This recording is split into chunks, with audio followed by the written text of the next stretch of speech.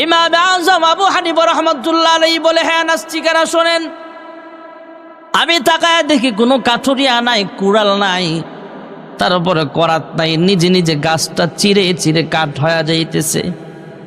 এরপরে কোনো মিস্ত্রি নাই, হাতুড়ি নাই, তার কাটা নাই, নিজে নিজে নৌকা হয়ে গেল। আবার এই নৌকা নদীর মাঝখান থেকে আলকাতটা উঠতেছে, এই আলকাতটাও নিজে নিজে সেই নৌকার মধ্যে লেগে যাচ্ছে। এরপরে নৌকাটা সাইডে আসলেন, আমি নৌকার মধ্যে যখন উঠলাম, আমি তাকায় দেখি রে কোন স্রোতের উল্টা দিকে নৌকাটা চলতেছে, মাঝি নাই, ইঞ্জিন নাই, বৈঠা নাই, লজ্ঞা নাই, কিছুই নাই, এমনি এমনি নিজে নিজে অটোমেটিক নৌকাটা চলতেছে। এই যে কাজ হয়েছে, নৌকাটা কাঠ থেকে নৌকা বানানো হয়েছে নিজে নিজে অটোমেটিক। এইভাবে অটোমেটিক গাছ থেকে কাঠ হয়েছে, আবার নৌকাটা পজিশন মতো দাঁড়িয়েছে, আবার নৌকা পার হয়ে আমাকে এই পারে আসতে হয়েছে। এই জন্য আমার সময় বেশি লেগেছে। যেরকম সুবহানাল্লাহ। তুমি কি গাঞ্জা মদ খাইয়াইছ? তোমার মাথা ঠিক আছে? আরেকদিন আবু হানিফার সাথে বাহাসে বসবে, নাস্তিকদের পক্ষ থেকে ঘোষণা হলে, আবু হানিফা কোন তারিখে তুমি আমাদের সাথে বাহাসে বসবা?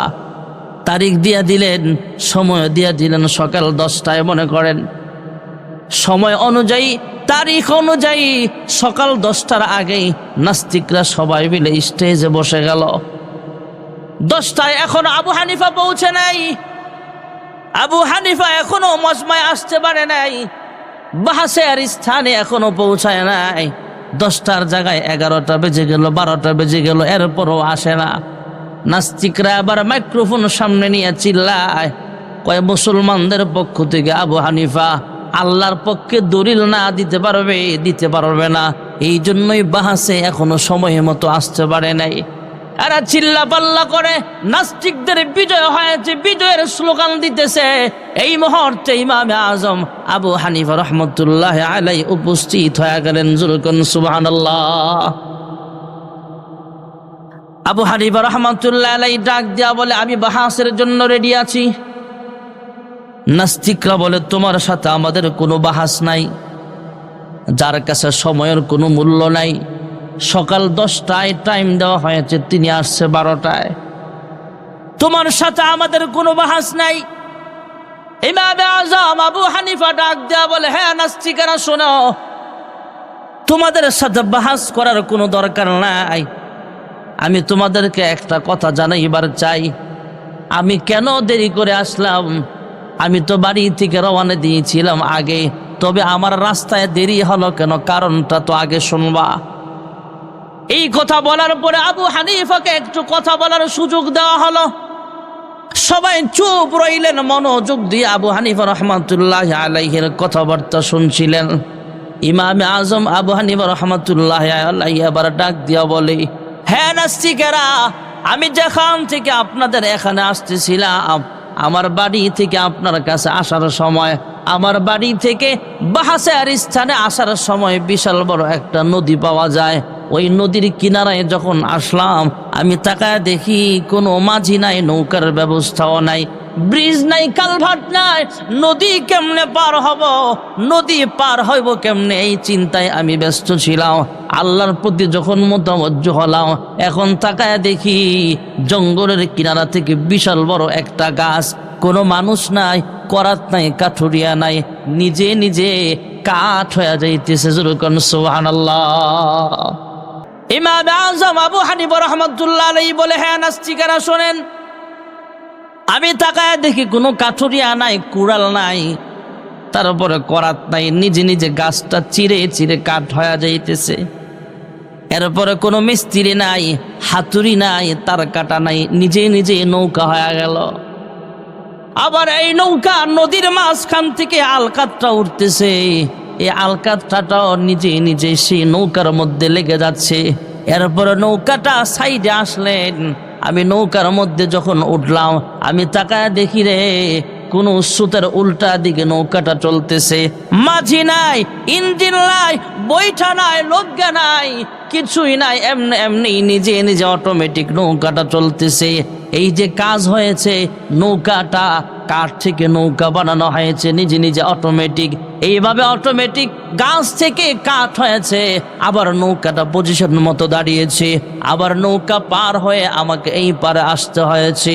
এই জন্য আমার সময় বেশি লেগেছে। যেরকম সুবহানাল্লাহ।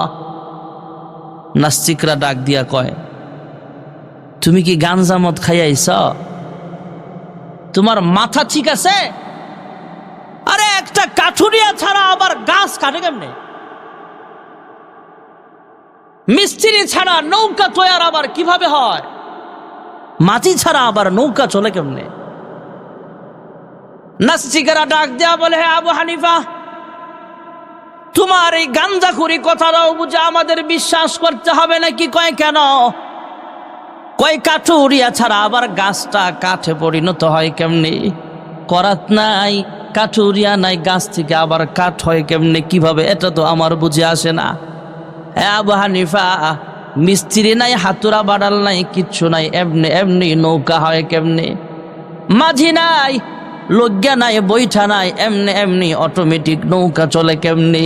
এটাও বুঝি আমাদের বিশ্বাস করতে হবে। আবু হানিফা বলেন, এই মুহূর্তে তোমাদের সাথে আমাদের বাহাস শেষ। সুবহানাল্লাহ। কয় বাহাস কেমনে শেষ হলো?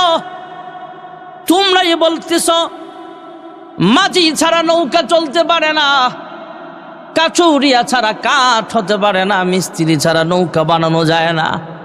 যদি ইঞ্জিল ছাড়া নৌকা চলতে না পারে, গাছ থেকে কাঠ না হতে পারে, মিস্ত্রি ছাড়া কাঠ থেকে নৌকা হতে না পারে, হ্যাঁ নাস্তিকেরা, ছোট্ট একটা নৌকা যদি অটোমেটিক না হতে পারে, তাহলে 7 আসমান এমনি এমনি হয় নাই, 7 জমিন এমনি এমনি হয় নাই, আমরা মানুষ এমনি এমনি হয় নাই।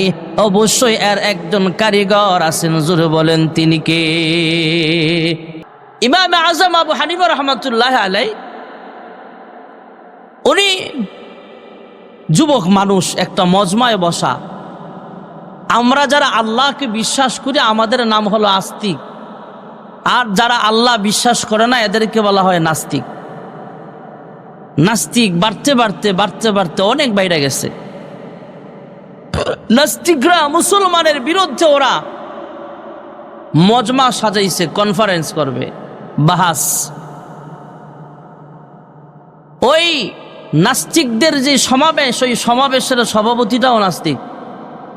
সভাপতির আসনে বৈশা নাস্তিক ডাক দিয়া কয়, এখানে হাজার হাজার মানুষ আছে, তৎকালীন জামানায় যেভাবে পাবলিসিটি করার সেভাবে পাবলিসিটি করা হয়েছে, যেভাবে সংবাদ মাধ্যমে মানুষের কানে কানে সংবাদ পৌঁছাবার দরকার সেভাবে প্রচারণা ঠিকই হয়েছে। মানুষও আসছে, হাজার হাজার মানুষ, মুসলমানও আছে, নাস্তিকও আছে। নাস্তিকের সভাপতির চেয়ারে বৈশা ডাক দিয়া কয়, আমার 3টা প্রশ্নের জবাব যদি তোমরা কেউ দিতে পারো তাহলে বুঝবো আল্লাহ আছে, আমরাও মুসলমান হব। সুবহানাল্লাহ। কয়টা প্রশ্ন? সুন্দর যুক্তি। 1 নম্বরের প্রশ্ন, আল্লাহ আছে যে এই মুহূর্তে আল্লাহ কোন কাজটা করতেছে জবাব দিতে হবে। 2 নম্বরের প্রশ্ন, আল্লাহ এখন কোথায় আছে। 3 নম্বরের প্রশ্ন, আল্লাহর আগে কি ছিল। প্রশ্ন কয়টা? ইমাম আজম আবু হানিফা রাহমাতুল্লাহ আলাইহি সেখানে আছেন। নাস্তিকের সভাপতি ঘোষণা দিয়া দিলেন, মুসলমানদের পক্ষ থেকে কে পারবা আমার 3টা প্রশ্নের জবাব দিতে। 1 নম্বরের প্রশ্ন হলো, এই মুহূর্তে তোমার আল্লাহ কি করতেছেন সেই জবাব দিতে হবে। 2 নম্বরের প্রশ্ন হলো, এই মুহূর্তে তোমাদের আল্লাহ কোথায় আছেন সেই জবাবটাও দিতে হবে। 3 নম্বরের প্রশ্ন হলো, আল্লাহর আগে কি ছিল। এই 3 প্রশ্নের জবাব দিতে পারলে আমরা নাস্তিকরাও বিশ্বাস করব আল্লাহ একজন আছেন। আমরা মুসলমানরা তো এমনি বিশ্বাস করি আমাদের মালিক, জোরে বলেন, একমাত্র কে। মজমায় হাজার হাজার মানুষ উপস্থিত, কেউ প্রশ্নের জবাব দেওয়ার জন্য দাঁড়ায় না। একজন ইয়ংম্যান যুবক হাত তুলে দাঁড়াইলেন, আমি তোমাদের 3 প্রশ্নের জবাব দিব। যিনি দাঁড়াইলেন তিনি হলেন ইমাম আজম আবু হানিফা রহমতুল্লাহ আলাইহি। সুবহানাল্লাহ। যিনি দাঁড়ালেন ওনাকে রাস্তা করে দেওয়া হলো, এই সরো সরো, রাস্তা দাও। মানুষের ভিড়ে মানুষ সাইড হয়ে রাস্তা করে দিলেন ওনাকে, ফাঁক হয়ে। এই ভিড়ের মাঝে রাস্তা করে দিলে একদম নাস্তিকদের সভাপতির সামনে যায় তিনি দাঁড়ালেন। নাস্তিকের সভাপতি বলে, হ্যাঁ যুবক, তুমি বুঝে আমাদের 3 প্রশ্নের জবাব দিবা? কয় হা। কয় তোমার আল্লাহ এই মুহূর্তে কোন কাজটা করেছেন সেই জবাবটা দিতে হবে। কয় এর জবাব দিতে হলে আমি আপনাকে আরেকটা প্রশ্ন করতে চাই। কয় কি প্রশ্ন? কয় যিনি প্রশ্ন করেন তিনি বড় না যিনি জবাব দেন তিনি বড়? যিনি প্রশ্ন করে সে বড় না যে জবাব দেয়? প্রশ্ন তো যে কেউ করতে পারে, প্রশ্ন তো যে কেউ করতে পারে, জবাব তো আর সবাই দিতে পারে না। প্রশ্নকারী বড় না যে জবাব দেয়? যে জবাব দেয় সে বড়। নাস্তিকের সভাপতি বলে, যিনি জবাব দেন তিনিই তো বড়। কয় আপনি এখন প্রশ্নকারী, আমি হলো জবাবদাতা, আমি জবাব দিব আর আপনি হলেন প্রশ্ন করবেন। আপনি চেয়ারে বসে প্রশ্ন করবেন আর আমি নিচে দাঁড়াইয়া জবাব দিব, এটা হতে পারে না। যিনি জবাব দেন তিনি যেহেতু বড়, আমাকে সম্মানিত আসনে বসায়া দেন, আপনি নিচে বসা প্রশ্ন করেন। জোরে কোন সুবহানাল্লাহ। ইমাম আজম আবু হানিফা রাহমাতুল্লাহ আলাইহি এই কথা বলার পর নাস্তিকের সভাপতি, সেও তো চালাক মানুষ, সেও তো বুদ্ধিমান, যদিও নাস্তিকের সভাপতি তো আর এমনি এমনি হয় নাই, সেও তো খুব চালো। সে ডাক দেয়া বলে, হা, যিনি জবাব দেন তিনি যেহেতু বড়, যাও যাও আবু হানিফা, তোমার চেয়ারের মধ্যে বসাইলাম, আমি নিচে দাঁড়ায় তোমাকে জিজ্ঞেস করতে চাই। কয় এবার প্রশ্ন করেন। কয় তোমার আল্লাহ এই মুহূর্তে কোন কাজটা করেছেন? কয় আমার আল্লাহ এই মুহূর্তে যেই কাজটা করেছেন, তোমার মতো নাস্তিকের সভাপতিকে চেয়ার থেকে নামায়া আমার মতো আবু হানিফাকে চেয়ারম্যান বানাইছে। জোরে কোন সুবহানাল্লাহ। এই চেয়ারের মালিক তো আমরা না। কুলিল্লাহুম্মা মালিকাল মুলক তুতিল মুলকা মান তাশাউ ওয়া তানজিউল মুলকা মিম্মান তাশাউ ওয়া তুইজ্জু মান তাশাউ ওয়া তুযিল্লু মান তাশাউ বিয়াদিকাল খায়র ইন্নাকা আলা কুল্লি শাইইন কাদির।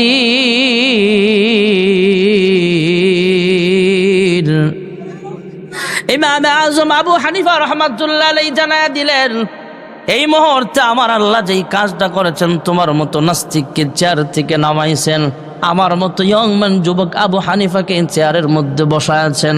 এই জবাবটা দিয়া দিলে এবার দ্বিতীয় প্রশ্ন করলেন, হ্যাঁ আবু হানিফা জবাব দাও, এই মুহূর্তে তোমার আল্লাহ কোথায় আছেন?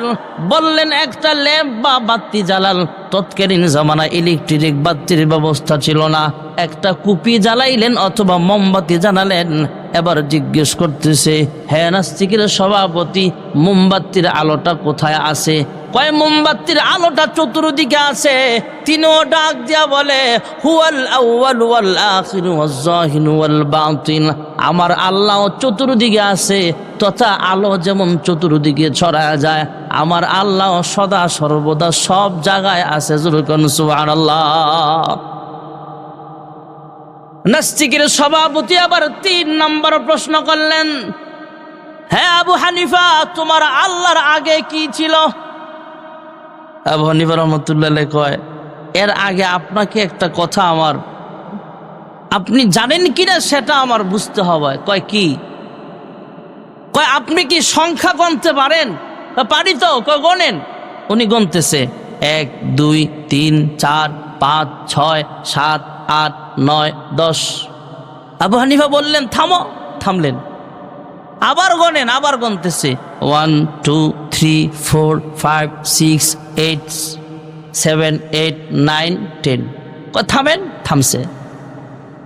এবার বললেন, 2 বার তো আপনি গুনলেন, আমি বললাম থামতে, তাই থামছেন। হ্যাঁ। এবার 10 থেকে নিচের দিকে গণেন। 10-এর আগের সংখ্যা কি? আপনারা কি পাইতেছেন ভয়? জোরে বলেন না। 10-এর আগে কি? 9-এর আগে, 8-এর আগে, 7-এর আগে, 6-এর আগে, 5-এর আগে, 4-এর আগে, তিনের আগে, দুইয়ের আগে, একের আগে। নাস্তিকও গণতেছে 9, এমন গণতে গণতে 2-এর পরে আইসা এক বইলা অটোমেটিক থেমে গেছে, আর তো সংখ্যাই নাই। আবু হানিফা ডাক দিয়া কয়, মিয়া আমি আপনাকে গণতে বলছি, যখন 1 থেকে গুনছেন 10 পর্যন্ত গণার পরে থামতে বলছি, তাই থামছেন। এখন 10 থেকে যখন নিচের দিকে গণতে বললাম, আপনাকে তো থামতে বলা হয় নাই, এক বইলা থামলেন কেন? থামার কারণ হলো 1-এর আগে কোনো সংখ্যা নাই। আবু হানিফা বলেন, আমার আল্লাহর আগেও কোনো সংখ্যা নাই। সুবহানাল্লাহ। হ্যাঁ, নাস্তিকের সভাপতি শোনো, 10-এর আগে সংখ্যা আছে, 5-এর আগে সংখ্যা আছে, 4-এর আগে সংখ্যা আছে, 3-এর আগে সংখ্যা আছে 2, 2-এর আগে সংখ্যা আছে 1, 1-এর আগে যেমন কোনো সংখ্যা নাই। আসমান নাই, জমিন নাই, পাহাড় নাই, পর্বত নাই, চন্দ্র নাই, সূর্য নাই, একমাত্র আমার আল্লাহ আছে। লা ইলাহা, আমার আল্লাহ ছাড়া কোনো মাবুদ নাই। 1-এর আগে যেমন কোনো সংখ্যা নাই, আমার আল্লাহর আগেও কেউ নাই। ইমামে আজম 3 প্রশ্নের জবাব দিয়া বলে, হে নাস্তিকের সভাপতি শোনো, তোমাদের 1 নম্বরের প্রশ্ন ছিল আমার আল্লাহ এই মুহূর্তে কোন কাজটা করতেছেন।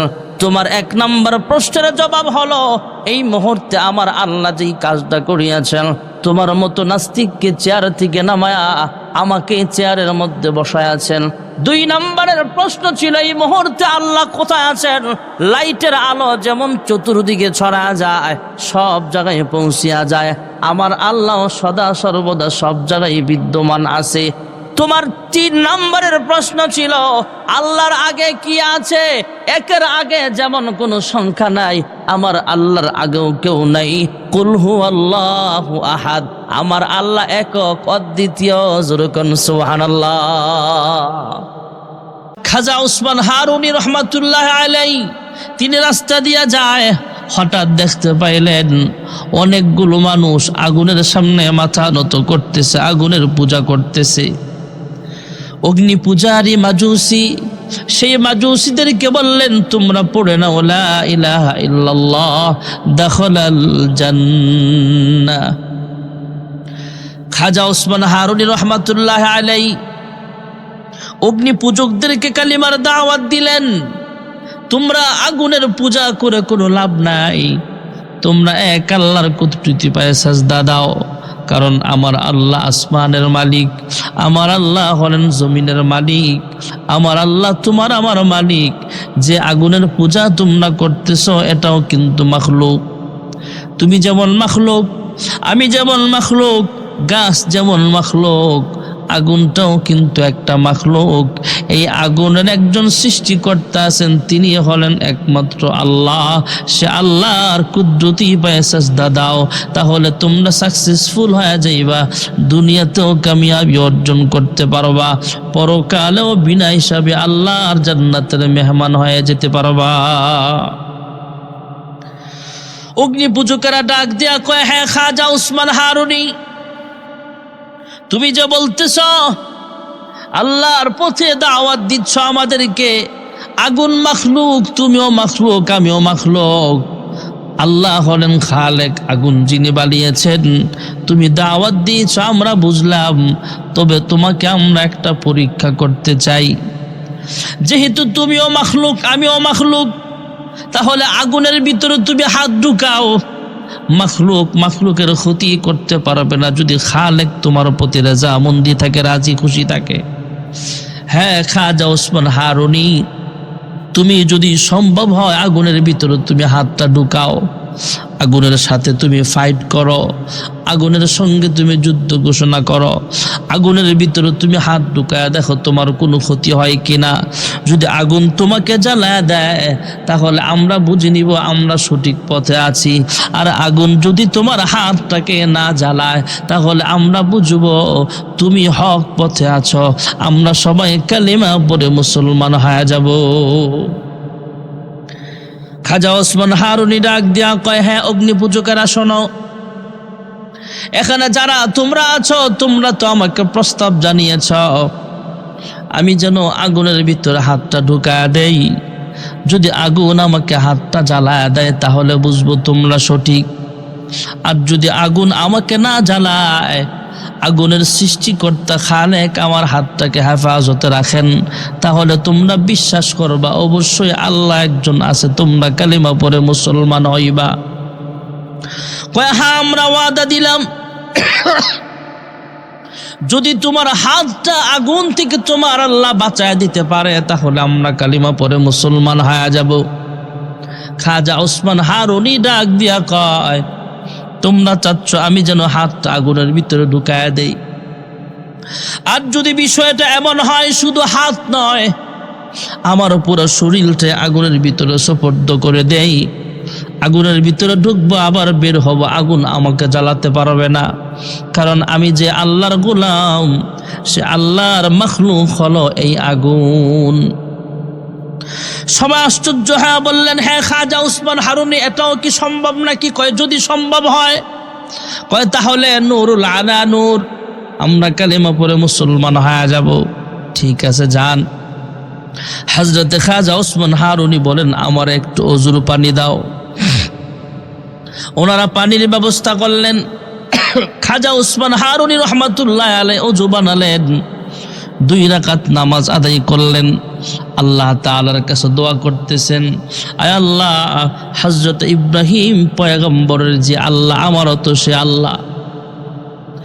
জাতির পিতা ইব্রাহিম আলাইহিস সালাতু ওয়াস সালাম যে আল্লাহর পথে মানুষকে দাওয়াত দিয়েছেন, আমি খাজা ওসমান হারুনিও অগ্নি পূজকদেরকে কালিমার দাওয়াত দিতে আসলাম। আয় আল্লাহ, ইব্রাহিম পয়গম্বরকে যেমন আগুন জ্বালাইতে পারে নাই, হযরত ইব্রাহিম পয়গম্বরকে যখন আগুনে নিক্ষেপ করা হয়েছিল তখন আল্লাহ রাব্বুল আলামিন আগুনের উপরে নোটিশ জারি করে দিয়েছিলেন, ইয়া নারু কুনি বারদাও ওয়া সালামান আলা ইব্রাহিম। ইব্রাহিম আলাইহিস সালামকে যখন নমরুদ আগুনের মধ্যে নিক্ষেপ করেছিল, আল্লাহ রাব্বুল আলামিন আগুনকে হুকুম দিলেন, হে আগুন, আমার ইব্রাহিমের একটা প্রশম যাতে না পড়ে, আগুনের ভিতরটা জান্নাতের বাগান হয়ে যাও, আরামদায়ক হয়ে যাও। খাজা ওসমান হারুনি আল্লাহ তাআলার কাছে দোয়া করছে, ওগো পরওয়ারদিগার আলম, আমি ওসমান হারুনি তাদেরকে পরীক্ষা করার জন্য আমি ইন্টারভিউ দিতে আসলাম, আমি পরীক্ষা নেওয়ার জন্য আসলাম, তাদেরকে দাওয়াত দিলাম। আগুন খামাখলুক, আল্লাহ হলেন খালেক, এই পরীক্ষায় আমাকে পাশ করতে হবে। আল্লাহ, আমি আগুনের মধ্যে ঢুকতেছি, ওগো পরওয়ারদিগার আলম আপনি যান, আমি আগুনের ভিতরে ঢুকতেছি গো মালিক, তোমার কাছে আমি দোয়া করতেছি, আগুনটা আমার জন্য জান্নাতের বাগান বানায় দাও, এই আগুন যেন আমাকে পড়তে না পারে সেই ব্যবস্থা করিয়া দাও। খাজা ওসমান হারুনি রহমাতুল্লাহ আলাইহি দোয়া কমপ্লিট করলেন, তসবিহ হাতে নিলেন, আল্লাহর নামের জিকির করতে করতে খাজা ওসমান হারুনি আগুনের ভিতরে ঢুকলেন। 2 ঘোরাঘাড়ি কইরা আবার আগুন থেকে বের হলেন। সেখানে উপস্থিত হাজার হাজার হিন্দু, হাজার হাজার অগ্নি পূজক যারা আগুনের পূজা করত। খাজা ওসমান হারুনিকে দেখা, খাজা ওসমান হারুনিকে আগুন জ্বালাইতে পারে নাই, তাহলে উনি একজন কামেল বুজুর্গ মানুষ, ওনার পথটাই হলো সঠিক পথ। আমরা আগুনের মধ্যে হাত দিলে আমাদের হাত জ্বলিয়া যায়, আমরা আগুনের মধ্যে কিছু রাখলে জ্বলিয়া যায়, কিন্তু খাজা ওসমান হারুনির তসবিহটাও আগুন জ্বালায় নাই, ওনার জুতাটাও আগুনে পড়তে পারে নাই, ওনার মাথার টুপি পাগড়িটাও আগুনে জ্বালাইতে পারে নাই, ওনার মৌজাটাও আগুনে জ্বালাইতে পারে নাই, ওনার পোশাক আশাকগুলো আগুনে জ্বালাইতে পারে নাই, ওনার একটা চুল পর্যন্ত আগুন জ্বালাইতে পারে নাই। হ্যাঁ, খাজা ওসমান হারুনি আপনি যেই সৃষ্টিকর্তার পথে আমাদেরকে দাওয়াত দিচ্ছেন আমরা বুঝে ফেলেছি, আমাদের আর বুঝার বাকি নাই। আগুনের কোনো পাওয়ার নাই। এই আগুন যে আল্লাহ বানাইছেন সে আল্লাহ হলো সর্বশক্তিমান, তিনি হলেন আল্লাহ, তিনি হলেন সৃষ্টিকর্তা। আমরা আর অগ্নি পূজক থাকতে চাই না। সেদিন হাজার হাজার মানুষ খাজা ওসমান হারুনির হাতে হাত রাইখা কালিমা পড়ে মুসলমান হয়ে গেছে। খাজা ওসমান হারুনি রহমাতুল্লাহ আলাই ওনার একটা শরীরের পশম পর্যন্ত, চুল পর্যন্ত আগুন জ্বালাতে পারে নাই। কারণ উনি আল্লাহর এত বড় মস্ত বড় আল্লাহওয়ালা ছিলেন। তো ওনার বিশ্বাস ছিল আপনি আমিও যদি সেই বিশ্বাস নিয়ে, সে আমল ইমান নিয়ে চলতে পারি, ওই পর্যায়ে নিজেকে গড়তে পারি, তাহলে আমরাও যদি আগুনে ঝাঁপ দিই আমাদের কেউ আগুন জ্বালাতে পারবে না। কারণ আগুনের মালিক হয়েছেন আল্লাহ। খাজা ওসমান হারুনি রহমাতুল্লাহ আলাই ওনার শাগরিদ হলো খাজা মাইনুদ্দিন চিশতি। খাজা মাইনুদ্দিন চিশতি রহমাতুল্লাহ আলাই প্রায় 20 বছর পর্যন্ত খাজা ওসমান হারুনির দরবারে ছিলেন, পীরের দরবারে ছিলেন। ভাইয়েরা আমার, খাজা মাইনুদ্দিন চিশতি রহমাতুল্লাহ আলাই পীর সাহেবকে অজু বানায় দেওয়ার জন্য অজুর পানির ব্যবস্থা করিয়া দেয়। সফরে কোথাও গেলে খাজা ওসমান হারুনির সঙ্গে খাজা মাইনুদ্দিন চিশতিও সঙ্গে যায়। শাগরিদ উস্তাদের সব মাল সামানাগুলো নিজের কাঁধে বহন করে, মাথায় বহন করে। খাজা ওসমান হারুনি রহমাতুল্লাহ আলাই তিনি বললেন, হ্যাঁ খাজা মাইনুদ্দিন, তুমি চলো আমার সঙ্গে সফরে বের হতে হবে। প্রচণ্ড শীতের মধ্যে শাগরিদ উস্তাদের জন্য গরম পানি করতে হয়।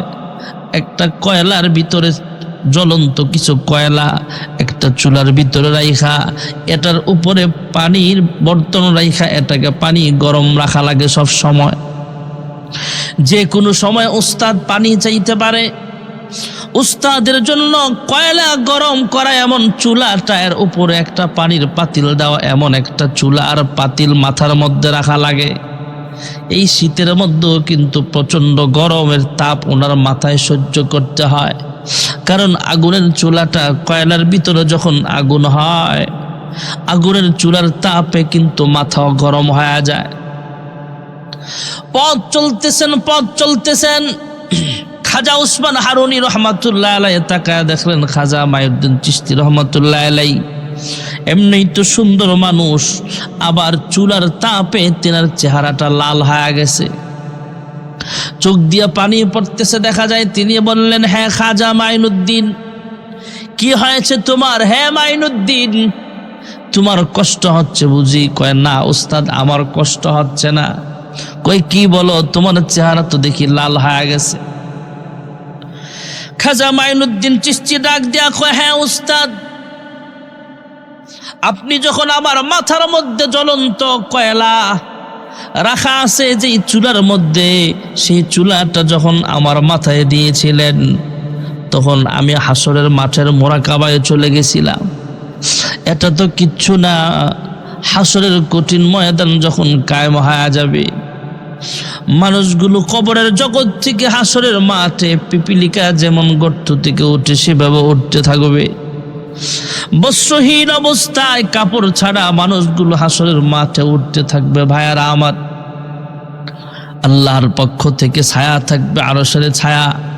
আমরা যারা ইমানদার, আমরা যারা নওজোয়ান যুবক যৌবনকালটা আল্লাহর ইবাদতে কাটাইতে পারলাম, আমরা যারা ইমান আমল নিয়ে চলতে পারি, 5 ওয়াক্ত নামাজ নিয়ে চলতে পারি, হালাল হারাম বাচ্চা চলতে পারি, আমরা যদি হালাল পথে চলতে পারি, জায়েজ পন্থা অবলম্বন করতে পারি, আল্লাহ এবং তার নবীর পথ বাতানো পথে যদি আমরা চলতে পারি, আল্লাহর কথাগুলো রাসূল সাল্লাল্লাহু আলাইহি ওয়াসাল্লামের সুন্নাত তরিকায় যখন আমরা আমল করতে পারবো, আল্লাহ রাব্বুল আলামিন আরশের ছায়ার নিচে আমাদেরকে জায়গা বানায়া দিবেন।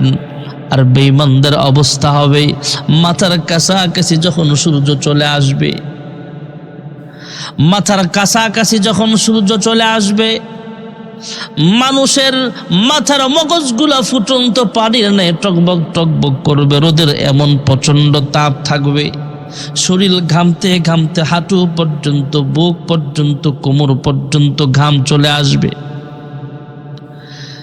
ভাইয়েরা আমার, বন্ধুরা আমার, খাজা মাইনুদ্দিন চিশতি ডাক দেয়া কয়, হ্যাঁ উস্তাদ, আমি তো হাসরের মাঠের মোরাকাবায় চলে গিয়েছিলাম, আমি দেখলাম আমার উস্তাদের পানি গরম করার জন্য যে চুলা আমার মাথায় রাখছি, জ্বলন্ত চুলা, কয়লা, জ্বলন্ত কয়লাগুলো চুলার ভিতরে আছে। জ্বলন্ত চুলাটা যখন আমি এভাবে মাথায় রাখলাম, আমার মাথায় যে তাপ লাগে, এই তাপটা হাসরের মাঠের তাপের কাছে তো কিছুই না। হাসরের মাঠের তাপ তো আরো ভয়ঙ্কর হবে উস্তাদ।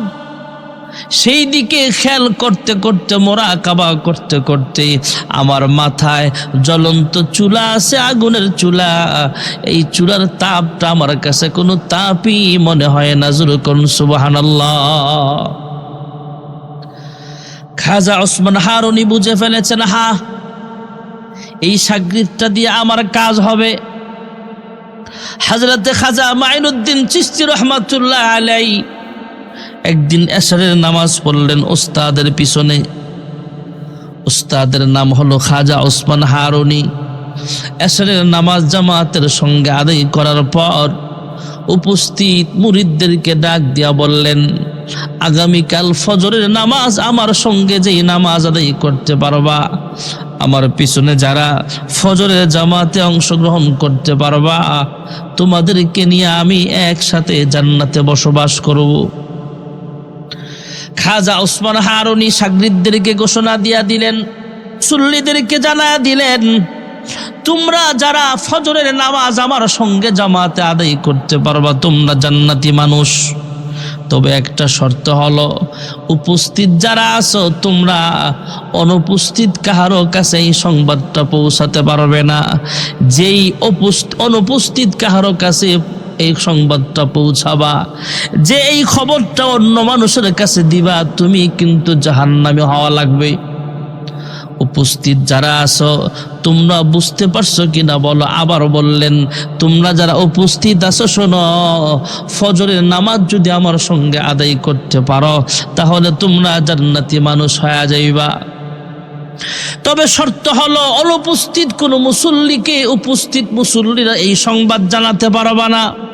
অন্য কাহারা যদি ইনফরমেশন দাও, এই খবরটা পৌঁছাও, তাহলে কিন্তু তোমার নামটা জাহান্নামের লিস্টে উঠিয়া যাবে। সবাই বললেন, হ্যাঁ আমরা ওস্তাদ বুঝে ফেলেছি, কি বুঝাতে চেয়েছেন। সবাই যার যার বাড়িতে যায়, ঘুমায়। খাজা ওসমান হারুনি তো সংবাদ শোনায়া দিছে, হ্যাঁ ঘোষণা দিয়া দিছে, তোমরা যারা এশারের নামাজ আমার সঙ্গে পড়লা, আগামীকাল ফজরের ওয়াক্তে আবার ঘুম থেকে উঠা ফজরের নামাজ যদি আমার সঙ্গে আদায় করতে পারো তাহলে কিন্তু তোমরা জান্নাতে চলে যাইবা। আর যারা এই সংবাদটা অন্য জনের কাছে পৌঁছাইবা, সে কিন্তু জাহান্নামী হয়ে যাইবা। খাজা মাইনুদ্দিন চিশতি রহমাতুল্লাহ আলাইহি আসমানের দিকে তাকায়া, আসমানের মালিকের দিকে তাকায়া তাওয়াক্কুল করে আল্লাহর কাছে বলে, আল্লাহ আপনার ঘোষণা আর উস্তাদের কথার সঙ্গে আমি একটু মিল পাইতেছি না। উস্তাদ চাইতেছে ফজরের সময় যেন আমরা জান্নাতি হওয়ার জন্য পাগল হয়ে যাতে আমরা মসজিদে চলিয়া যাই, আর বলতেছে এই সংবাদ যেন অন্যজনের কাছে আমরা না পৌঁছাই, যদি পৌঁছাই তাহলে নাকি আমার নামটা জাহান্নামী হয়ে যাবে। সবাই ঘুমায়, অপেক্ষা আছে কখন ফজরের আজান হবে। খাজা মাইনুদ্দিন চিশতি ঘুমায় না, ঘুম যায় না। তিনি রাত্রে বেলায় হাইটা হাইটা মানুষের বাড়িতে যায় দাওয়াত দেয়, উঠো ফজরের নামাজটা তোমরা জামাতের সঙ্গে খাজা ওসমান হারুনের পিছনে পড়বা। যদি তোমরা আজকে এই মসজিদে এই ইমামের পিছনে নামাজ পড়তে পারো তাহলে তোমার নামটা জান্নাতের লিস্টে উঠিয়া যাবে। সারা রাত্র হাজার হাজার মানুষের বাড়িতে যায় দাওয়াত দিলেন। ফজরের নামাজের সময় রাত্র ঘুমানোর আগে এশারের নামাজের সময় যে ঘোষণা হয়েছিল তখন যেমন মুসল্লি ছিল এর চাইতে অনেক গুণ বেশি মুসল্লিরা ফজরের নামাজের সময় ফজরের নামাজ পড়ার জন্য উপস্থিত হয়ে গেল। খাজা ওসমান হারুনি নামাজ শেষ করলেন, সালাম ফিরালেন, সবাইকে উদ্দেশ্য করে বললেন, তোমরা কে কে গতকাল এশারের নামাজের সময় আমার সঙ্গে ছিলা, আমার সামনে ছিলা? এশারের নামাজ আমার পিছনে কে কে পড়েছিলা? দাঁড়াও। মুরিদরা যারা এশারের নামাজ জামাতের সঙ্গে আদায় করেছিল সবাই দাঁড়ালেন, এক এক করে জিজ্ঞেস করছেন, তোমাদেরকে বলে দিয়েছিলাম ফজরের সময় আমার সঙ্গে যারা দেখা করবা, আমার সাথে যারা ফজর পড়বা তোমরা জান্নাতি। তবে এই সংবাদটা যদি অন্য জনের কাছে পৌঁছায় দাও তাহলে তুমি কিন্তু জাহান্নামী। এই সংবাদটা কে অন্য জনের কাছে পৌঁছাইছ বলো? একজন দাঁড়ায় কয়, উস্তাদ আমি আমার ছেলের কাছে এই সংবাদ পৌঁছাই নাই। আরেকজন বলে, একসাথে ঘুমাইছি, এক খাটে ঘুমাইছি, এক খাতার নিচে ঘুমাইছি, এক কম্বলের নিচে ঘুমাইছি আমার বিবির সঙ্গে, আমার বিবিকেও এই সংবাদটা আমি শোনাই নাই। আরেকজন বলে, আমার আপন ভাইয়ের কাছেও সংবাদ আমি পৌঁছাই নাই। আরেকজন বলে, আমার বাবা আমার সাথে এক ঘরে ছিল, আমার বাবার কাছেও আমি সংবাদ পৌঁছাই নাই। সবাই বললেন, আমি পৌঁছাই নাই, আমি পৌঁছাই নাই। কিন্তু ছোট্ট মাইনুদ্দিন নিচের দিকে তাকায়, নজর দিকে নিচের দিকে তাকায় চুপ করে বসে আছে, দাঁড়িয়ে আছে। ছোট্ট মাইনুদ্দিন নিচের দিকে তাকিয়ে দাঁড়িয়ে আছেন। উস্তাদ খাজা ওসমান হারুনি আস্তে করে একটা ধমক দিয়া ডাক দেয়া কয়, হ্যাঁ মাইনুদ্দিন, তাহলে এটা তোমার কাজ হতে পারে, তুমি কি সবার কাছে সংবাদ পৌঁছাইছো নাকি?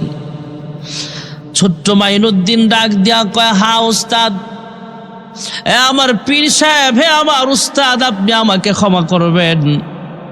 রাতের বেলা যখন আপনি ঘোষণা দিয়েছিলেন আমার পিছনে যারা ফজরের নামাজ আদায় করতে পারবা তোমরা জান্নাতি মানুষ, এই সংবাদটা যদি অনুপস্থিত কারো কাছে পৌঁছাও তাহলে তুমি জাহান্নামী হয়ে যাইবা। হ্যাঁ উস্তাদ, আমি রাত্রেবেলায় শুয়ে শুয়ে চিন্তা করলাম, আমার উস্তাদ যা বলেছেন ঠিক বলেছেন বুঝলাম, তবে আমি একা জান্নাতে যেতে চাই না।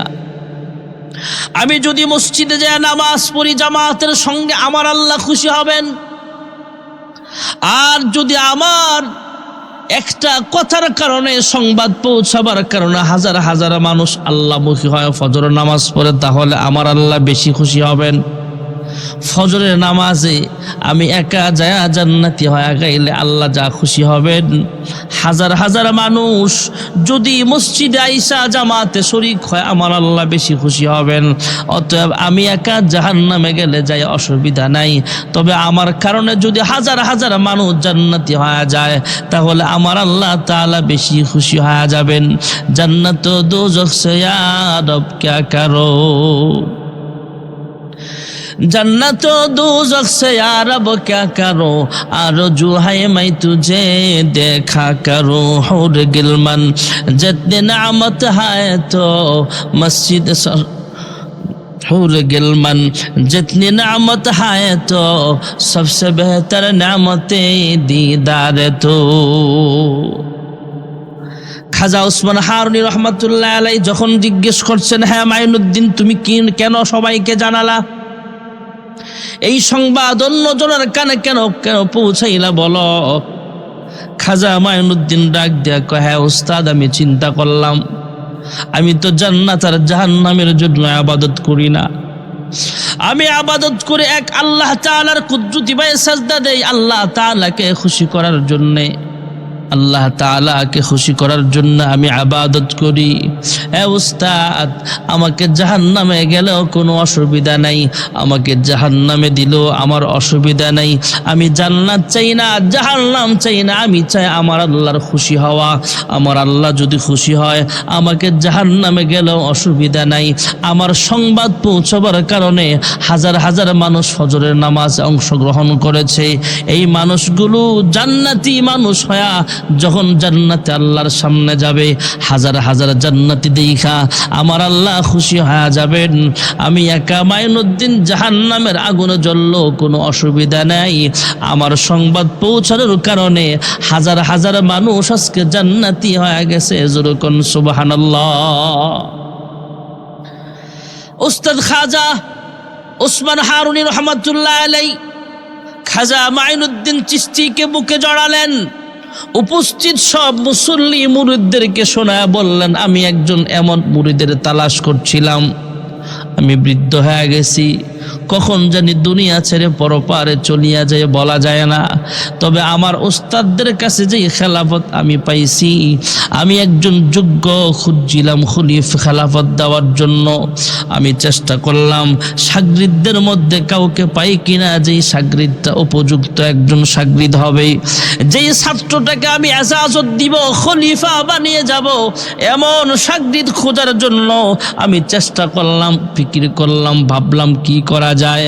আমার কোন শাগরিদটা আল্লাহকে খুশি করার জন্য ইবাদত করে, আর কোন শাগরিদটা জাহান্নাম থেকে বাঁচার জন্য, জান্নাতে যাওয়ার জন্য ইবাদত করে, আমি তো জানি না। এই পরীক্ষা করার জন্য গতকাল এশারের নামাজের সময় বলেছিলাম, এশার নামাজের পরে বলেছিলাম, ফজরের সময় যারা আমার পিছনে ফজরের নামাজ পড়বা তোমাদেরকে জান্নাতি মানুষ বানায় দেওয়া হবে। আর এই সংবাদটা যদি অন্যজনের কাছে পৌঁছায় দাও, তাহলে তোমার নামটা কিন্তু জাহান্নামের খাতায় লেখা হয়ে যাবে। আমার পরীক্ষা করার উদ্দেশ্য ছিল পরীক্ষায় পাস। সমস্ত মুরিদ, সমস্ত শাগরিদটা অন্যজনের কাছে পৌঁছায় নাই, কারণ জাহান্নামে যাওয়া লাগবে, জাহান্নামের ভয়। বোঝা গেল সবাই জাহান্নাম থেকে বাঁচার জন্য, জান্নাতে যাওয়ার জন্য ইবাদত করে। একজন শাগরিদ পাইলাম, যেই শাগরিদটা ইবাদত করে একমাত্র আল্লাহকে রাজি খুশি করার জন্য। খাজা ওসমান হারুনি রহমাতুল্লাহ আলাই খাজা মাইনুদ্দিন চিশতি রহমাতুল্লাহ আলাইকে খলিফা বানায় নিলেন। খাজা মাইনুদ্দিন চিশতি রহমাতুল্লাহ আলাইকে খেলাফত দিয়া দিলেন, শাগরিদ বানায় দিলেন, খাস মুরিদ বানায় দিলেন। খাজা মাইনুদ্দিন চিশতি রহমাতুল্লাহ আলাই উস্তাদ খাজা ওসমান হারুনি রহমাতুল্লাহ আলাই মাইনুদ্দিন চিশতিকে এজাজত দিয়া দিলেন, খলিফা বানায় দিলেন। যেরকম সুবহানাল্লাহ। আল্লাহ রাব্বুল আলামিন পৃথিবীতে অনেক মানুষ পাঠিয়েছেন। সমস্ত নবীরা যেমন আল্লাহ তাআলার পথে মানুষকে দাওয়াত দিয়েছেন, খাজা ওসমান হারুনিও মানুষের ময়দানে কালিমার দাওয়াত দিতেন। হযরত ইব্রাহিম পয়গম্বর আলাইহিস সালাতু ওয়াস সালামকে যেমন আল্লাহ তাআলা পরীক্ষায় পাশ করালেন, নমরুদ আগুনে ফালায়া দিয়েছিল, সে আগুন থেকে আল্লাহ যেমন ভাবে হেফাজত করেছেন, খাজা ওসমান হারুনি রহমাতুল্লাহ আলাইহি আগুনের মধ্যে তসবিহ নিয়ে ঢুকলেন, আবার বের হলেন, আগুন জ্বালাতে পারে নাই। যেরকম সুবহানাল্লাহ।